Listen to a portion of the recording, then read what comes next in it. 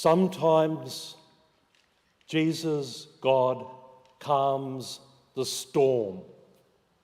Sometimes, while the storm rages around us, God calms you. Sometimes God calms the storm, but sometimes the storm rages all around us, but God calms us. These are beautiful readings today, and they talk about the storm that rages around us or within us. And how do we listen to the voice of God? The very first reading from the book of Kings is an extraordinary reading. I'd encourage everyone to go and read it. Let me break it open a little bit for you. Elijah, one of the first great prophets in the whole line of the prophetic tradition of the Old Testament or the Hebrew Scriptures. Elijah was there, and he'd had a competition with the priests of Baal. And they had all these oxen in front of them. And Elijah and the prophet Baal were going to say, whose God is greater, the God of Israel or the God of the prophets of Baal? So the prophets of Baal went first to call down fire to burn up the oxen as an offering up to God. And so the prophet was set to the side, and the prophets Baal danced all around. And Elijah was off the side. He was taunting them. He's saying, come on, you can do it. Maybe your God's deaf. Maybe God's not awake. Maybe you're not dancing right. And he was giving them stick. He was giving them a lot of... And they couldn't do it. And then they say, well, Elijah, you come forward. And Elijah comes forward and prays to God, and the fire comes down, burns up the oxen. And then Elijah slit the throat of the 400 prophets of Baal. Isn't that extraordinary? The best of religion and the worst of religion. He slits the throat of 400 of the prophets. And then the Queen Jezebel is so angry at him that he has to fly off into the desert because she was out to get him for doing something so wrong. But God was out to get Elijah too, because Elijah was showing off, and he shouldn't have been. He wasn't listening to what God asked him. And Elijah was in a cave, and a great storm came, and God did not speak to Elijah in the storm, and a great earthquake came, but God was not in the earthquake. And then the wind roared around him, but God wasn't there. And then the gentle breeze. In fact, the Hebrew word doesn't say breeze. It says the gentle stillness, quiet, came over Elijah. And God spoke to Elijah in that stillness. Finally, Elijah hears him. And do you know what God says to Elijah?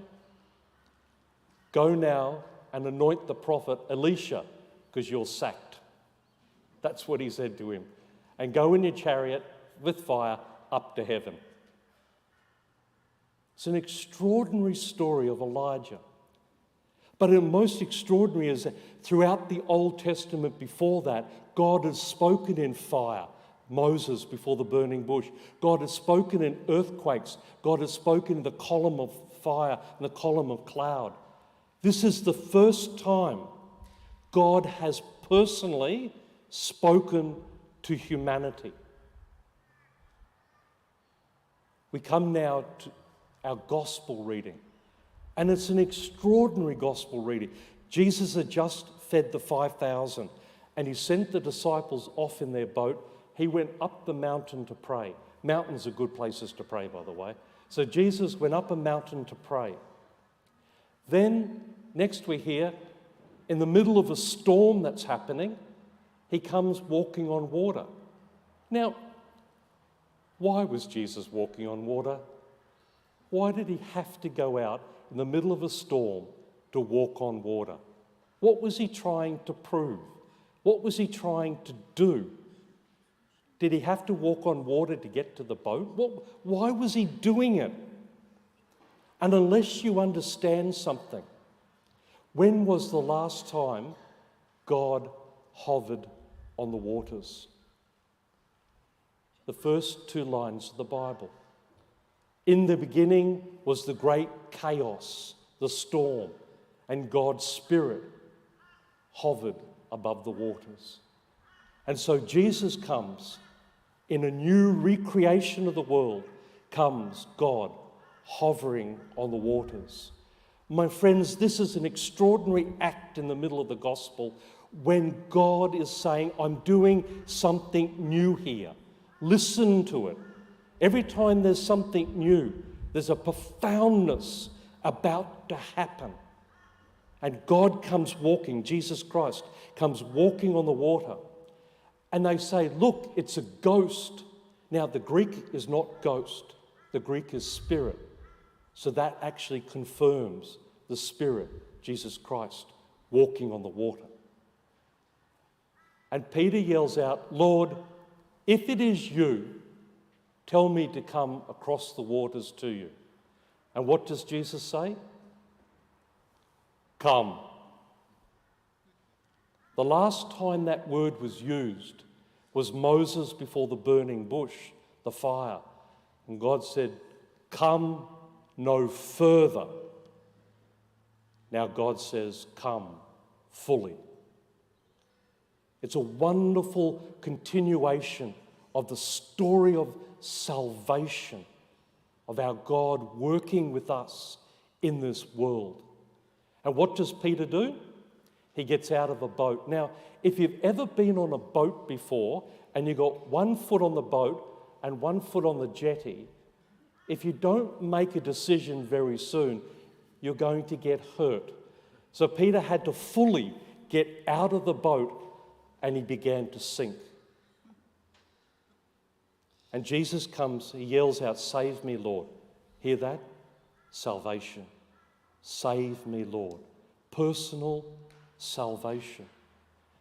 And Jesus reaches down and pulls him up and says, why did you doubt? You know, when the storm rages around us, sometimes God stills the storm, or sometimes God stills you in the midst of the storm. And he pulls him up. And then the gospel says they got back into the boat. Do you understand that extraordinary moment? Jesus pulls Peter up and puts him on the water next to him. And he says, come, let's walk on the water now. Puts his arm around him and they walk back to the boat. They had to get into the boat. He didn't drag Peter through the water, did he? No. So the both of them got together on the water. That being yoked to Christ, working with Christ. This moment is a turning point when God personally invites us to come. Do not be afraid. Today is Vocation Sunday, where we pray and we encourage young men to become priests. So I'd like to tell you, I showed you a little video of mine before Mass, but I'd like to tell you a little bit of that story when God spoke to me. Some of you have heard the story, but I'll tell you a bit more that you may not have heard. I was walking to work one day, and the priest yelled at me across the road because the presbytery was near the train station. And he yells out, Morgan! No one wants to talk to a priest at 7 o'clock in the morning, so I ignored him. And I went to work. But I went home, and Mum said the priest rang. I said, I'm sure he did. The priest rang, go and sit. I said, Mum, I don't want to. She said, go. I said, okay. So I went, and Father Tommy said to me, at the end of the conversation, he said, Morgan, I want you to think about becoming a priest. And I said, oh, Father, I'd have to ask my girlfriend about that. And he said, you go ask her. So the next day I was having a date with Magella, and I said, Madge, as a joke, Madge, do you think I should become a priest? And she said, yes. I said, don't you love me anymore? She said, I love you heaps, but you've got too much love for one woman. You need to go and become a priest. So I was thinking about it for a couple of weeks.